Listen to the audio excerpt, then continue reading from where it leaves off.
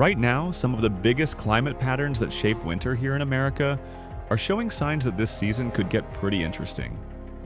These players can flip us from mild stretches to sudden Arctic outbreaks, and from quiet weather to major snowstorms, and they're already starting to hint at where things might be headed. To start, let's go out west with the EPO, or Eastern Pacific Oscillation. The EPO measures pressure changes around Alaska and the northeastern Pacific. When it's positive, the jet stream flows more directly west to east, keeping Arctic air bottled up to the north and leaving much of the U.S. on the milder side. When it flips negative, high pressure builds near Alaska, the jet stream buckles north into Alaska, and then dives south into the U.S. And that's when we can see Arctic air pour into the central and eastern states. Some of the coldest outbreaks we've seen in recent decades, like in 2013 to 14 or the mid-1980s, which, if you remember from my outlook, are analog years for this winter, came when the EPO stayed strongly negative for weeks at a time. The PNA, or Pacific North American pattern, ties directly into this. In a positive PNA phase, you get ridging over the western U.S. and troughing in the east, which favors cold and stormy weather for the Midwest and Northeast, and warm, dry weather across the west. A negative PNA is the opposite, troughing out west, ridging in the east, and that tends to shift the cold air and storm track westward, leaving the eastern half of the country milder. The reason these two matter so much this year is because we're heading into either weak La Nina or ENSO neutral conditions. That means ENSO won't be doing the heavy lifting, so the mid-latitude players like the EPO and PNA are likely to be front and center in deciding where the cold sets up and how persistent it is. Now, if we look over to the Atlantic side, the NAO, or North Atlantic Oscillation, becomes just as important. The NAO reflects pressure patterns over Greenland and the North Atlantic. A positive NAO usually means low pressure dominates near Greenland, which keeps the jet stream fast and zonal, preventing big troughs from digging into the U.S. and often leading to milder, less snowy conditions.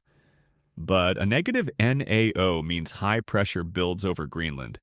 That buckles the jet stream, allows blocking to develop, and can trap cold air over eastern North America and Europe.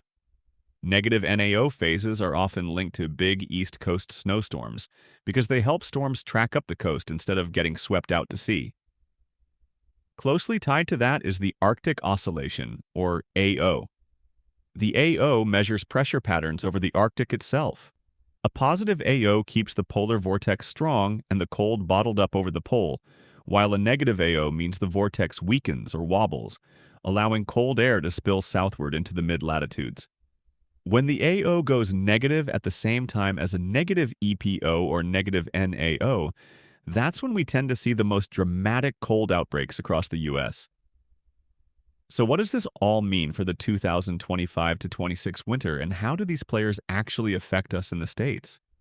Well, with the Pacific side setting up with distinct chances for both negative EPO and positive PNA episodes, the door is open for Arctic air to invade the central and eastern U.S. multiple times this winter.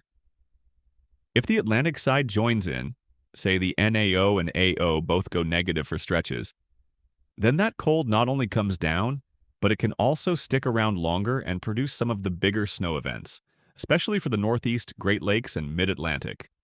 Remember our analog winter of 2013 to 14.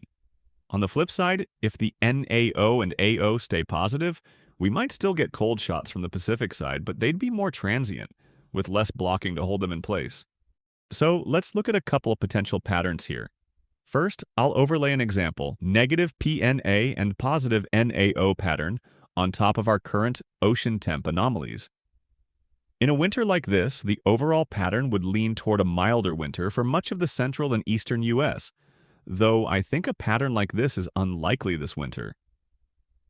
A negative PNA usually means the western U.S. is colder and stormier, while ridging builds over the southeast, pushing warmer air northward. Pair that with a positive NAO, which keeps the jet stream strong and zonal across the North Atlantic, and you generally get fewer chances for Arctic air to dive into the eastern half of the country. The result tends to be warmer than average conditions in the southern and eastern parts of the U.S., less frequent snow events and storm tracks that favor the Pacific Northwest and the northern Rockies. The West Coast and parts of the Intermountain West would see colder temperatures and more active precipitation.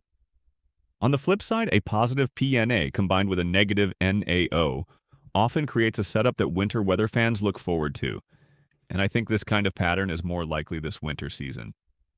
A positive PNA typically builds ridging over the western U.S., which helps dislodge cold air from Canada and send it into the central and eastern states. At the same time, a negative NAO weakens the North Atlantic jet stream and allows blocking near Greenland, which slows down weather systems and helps cold air linger across the east. That combination is one of the more favorable patterns for widespread cold in the Midwest and Northeast, along with an increased risk of significant snowstorms, since storm tracks can stall and amplify along the East Coast. The West, meanwhile, usually trends warmer and drier under that western ridge. All right, so what does this all mean? The big takeaway here is that while ENSO sets the background state, patterns like these are the short-term drivers that can flip the script on a week-to-week or month-to-month basis. They're the reason one winter can go from mild stretches to sudden deep freezes, or why some years the East Coast gets buried in snow while the West stays dry. Right now, the signs are leaning toward a stormier, colder winter in the northern and eastern states, while the South and West likely end up warm and dry. So that's the state of play heading toward October.